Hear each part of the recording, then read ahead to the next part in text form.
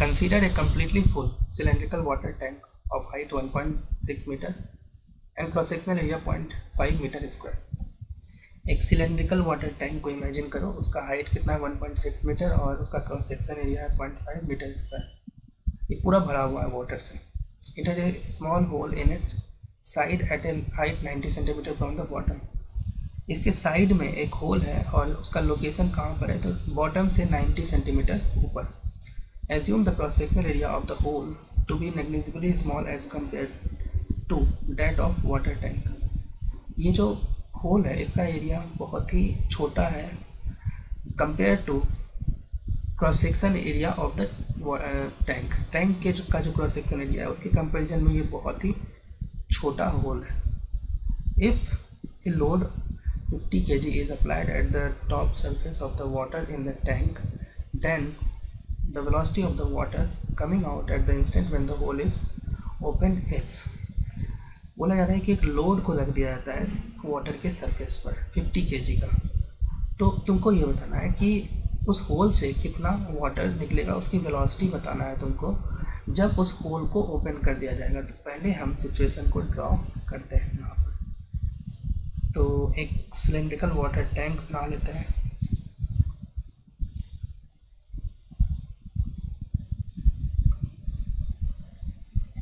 और इसमें एक होल कर देते हैं। यहाँ पर होल का जो लोकेशन है ये है तुम्हारा 0.9 मीटर। तो ऊपर से इसका लोकेशन कितना हो जाएगा, ये हो जाएगा 0.7 मीटर। दोनों को ऐड करो तो देखो 1.6 मीटर हाइट मिल रहा है। अब हम एक यहाँ पर लोड को रख देते हैं। Suppose there is a load like this. इसका मास कितना है 50 kg। तो इसके कारण इसका वेट कितना होगा 50 इंटू 10 500 न्यूटन, है ना। दिस मच mg होगा। This is actually mg। अब मैं इसमें बर्नौलीज़ थ्योरम अप्लाई करूँगा। देखो बर्नौलीज़ थ्योरम 2 पॉइंट पर अप्लाई करूँगा, दोनों पॉइंट लिक्विड में होना चाहिए। तो पहला पॉइंट जो है मैं ले रहा हूँ, देखो उसका लोकेशन ध्यान से देखो, इस जो लोड है उसके जस्ट नीचे ले रहा हूँ, ठीक है, लिक्विड में। और दूसरा पॉइंट जो मैं ले रहा हूँ वो जस्ट होल के पास में ले रहा हूँ, ठीक है, लिक्विड में। चलो इन दोनों पॉइंट पर बर्नौलीज़ थ्योरम लगाते हैं। तो बर्नौलीज़ थ्योरम के लिए एक चीज़ और की रिक्वायरमेंट होती है, रेफरेंस लाइन। तो ये मैं रेफरेंस ले रहा हूँ। कहाँ पे रेफरेंस ले रहा हूँ, तो जहाँ पर ये होल है उससे। तो जो भी डिस्टेंस मेजरमेंट होगा यहीं से होगा बर्नौलीज़ थ्योरम का, है ना। बर्नौलीज़ थ्योरम का स्टेटमेंट ये बोलता है कि P1 plus rho G H1 plus half rho V1 square equals to P2 plus rho G H2 plus half rho V2 square.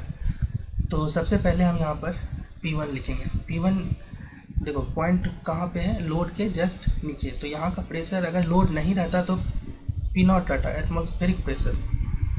लेकिन क्योंकि यहाँ पर लोड भी रखा है तो लोड के कारण जो है एक्स्ट्रा आ जाएगा mg/a। तो ये मैंने P1 लिख दिया प्लस रो जी H1, ठीक है।